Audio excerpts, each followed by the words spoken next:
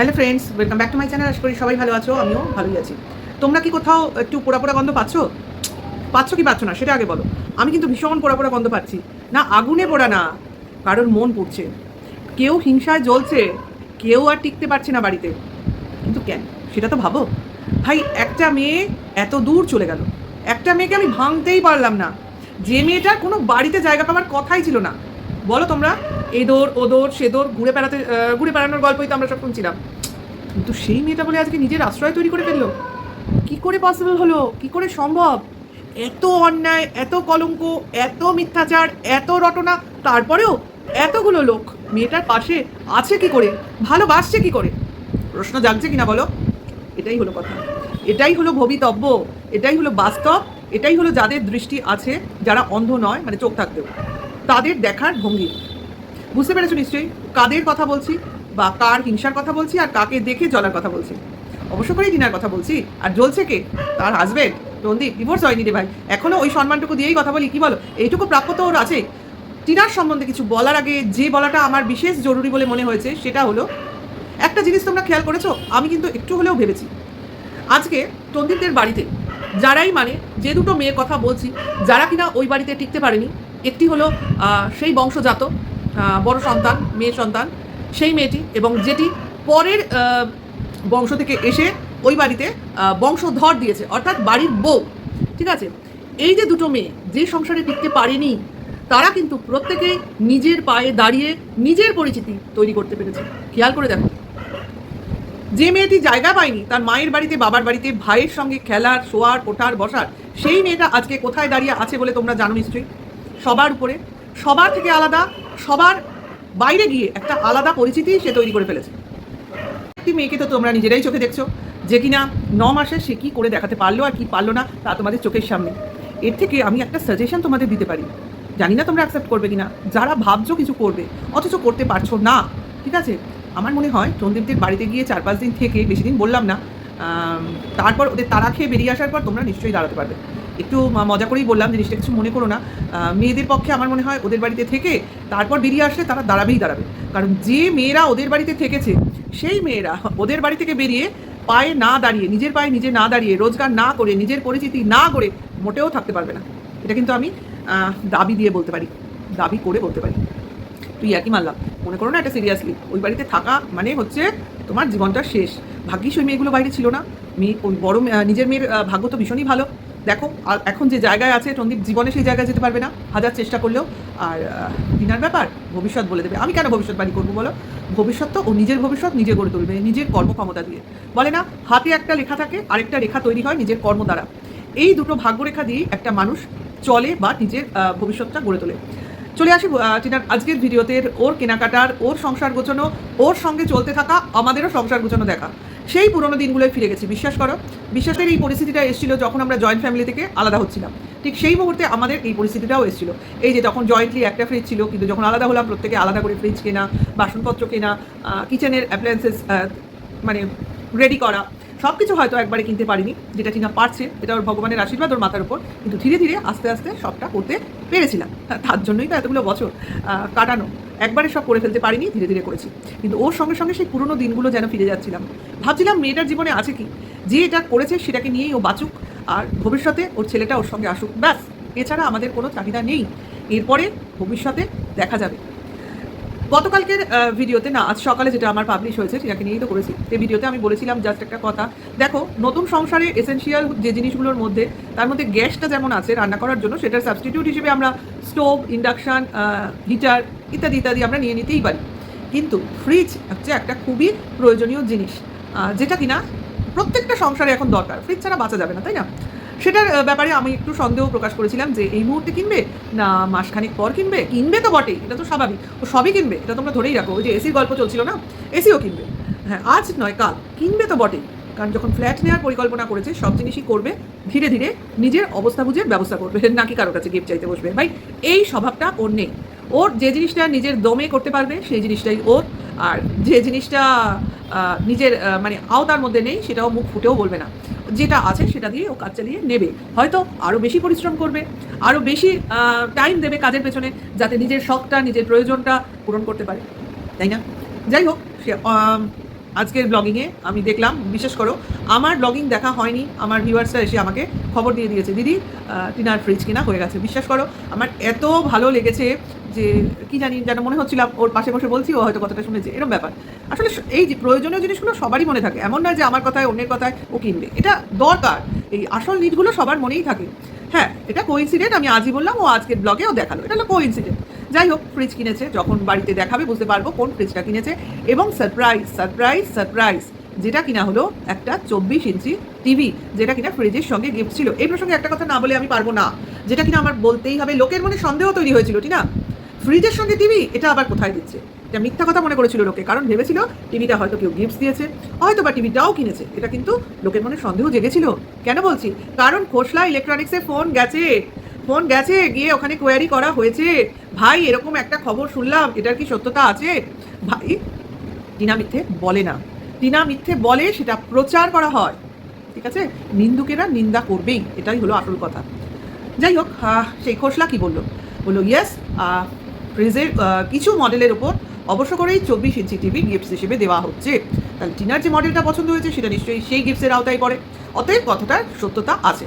আর আরেকটা খবর যেটা কিনা তার সঙ্গে শুনতে পেলাম, যে একটা এসির সঙ্গে, যদি তুমি এসি কেনো, তার সঙ্গে দিচ্ছে 32 ইঞ্চি কালার টিভি, ঠিক আছে, লেড টিভি। তাহলে এটার সত্যটা প্রমাণিত হয়ে গেল। যাদের যাদের মনে হচ্ছে যে আবার তোমরাও ফোন করে জিজ্ঞাসা করো, যে কোনো জায়গার খোসলার ফোন নাম্বারে জিজ্ঞাসা করো, পেপারে তো অ্যাড থাকেই, না হলে তো আজকাল গুগল, হ্যালো গুগল, সব জিনিস হাজির, বাস।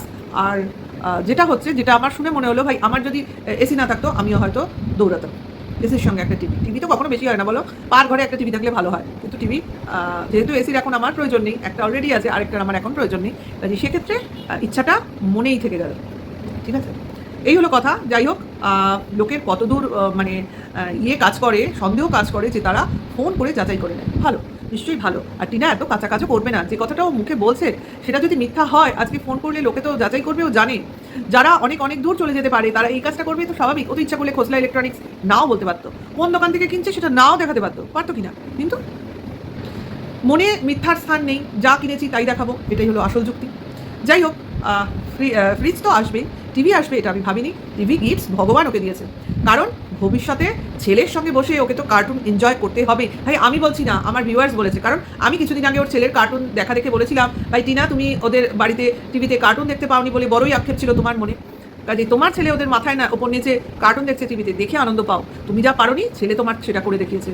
তা সেই কথায় আমার এক ভিউয়ার্স বলেছিল, দিদি দেখুন টিনা টিভি গিফটস পেয়েছে, এবং এবার মা ছেলে বসে টিভিতে কার্টুন দেখবে, ভগবান করে যেন সেই দিনটা খুব তাড়াতাড়ি আসে, খুব তাড়াতাড়ি।